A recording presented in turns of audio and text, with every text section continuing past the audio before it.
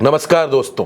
नरेंद्र मोदी जिन दो बैसाखियों के सहारे अपनी सरकार चला रहे हैं, जिन दो सहारों की वजह से वो गद्दी पर बैठे हैं, उन दो बैसाखियों ने वक्त वक्त पर अपनी अपनी ताकत भी दिखाई है और नरेंद्र मोदी को मजबूर भी किया है।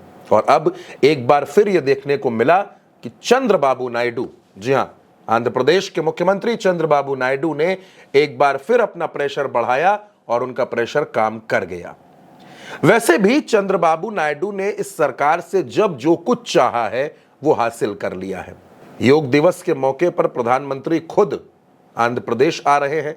योग दिवस का शंखनाद इस बार दक्षिण से होने वाला है और प्रधानमंत्री वहां मौजूद रहेंगे, यानी यह मौका चंद्रबाबू नायडू ने बाकी तमाम सहयोगियों से छीन लिया।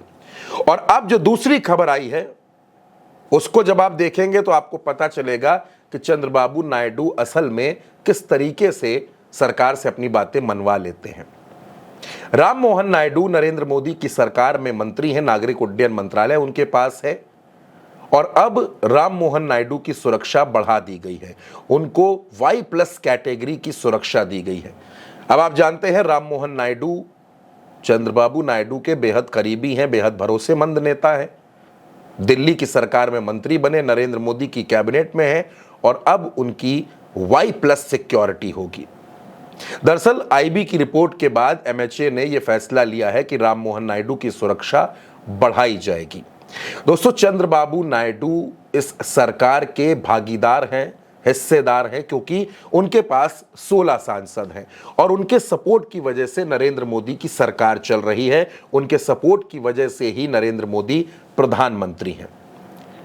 कई मौकों पर आपने देखा कि चंद्रबाबू नायडू को बहुत बड़े बड़े बजट दिए गए, उनके राज्य को बहुत कुछ दिया गया, तमाम योजनाएं दी गई। कभी प्रधानमंत्री ने खुद आंध्र प्रदेश जाकर सौगातें दी हैं तो कभी नायडू ने दिल्ली आकर निर्मला सीतारमण से मुलाकात की, अमित शाह से मुलाकात की और अपने राज्य के लिए ढेरों सौगातें लेकर चले गए। और अब राम मोहन नायडू, जो उनके बड़े खास हैं, चंद्रबाबू नायडू के सरकार में मंत्री भी हैं, अब उनको Y+ कैटेगरी की सुरक्षा दे दी गई है, यानी कि वो अब सुरक्षा के और भी ज्यादा मजबूत घेरे में रहेंगे। दोस्तों, चुनाव बिहार में होना है इस साल, विधानसभा का बिगुल वहां बजना है, नीतीश कुमार वहां है, नीतीश कुमार के भी 12 सांसद नरेंद्र मोदी के साथ हैं, लेकिन जो सौगातें हैं वो सौगातें मिल रही हैं चंद्रबाबू नायडू को, उनकी पार्टी को, उनके राज्य को और उनके नेताओं को। चंद्रबाबू नायडू शुरुआत से इस सरकार के साथ हैं और शुरुआत से ही वो जो चाहते हैं वो पूरा करवा लेते हैं। अभी इस सरकार को 11 महीने हुए हैं दोस्तों, और 11 महीनों के प्रधानमंत्री के इस कार्यकाल में साउथ को, आंध्र प्रदेश को बहुत कुछ मिला है।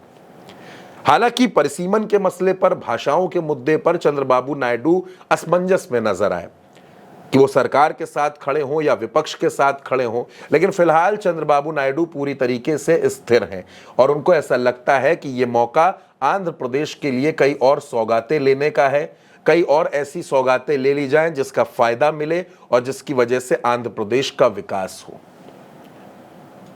कई मौकों पर चंद्रबाबू नायडू की नाराजगी भी देखने को मिली।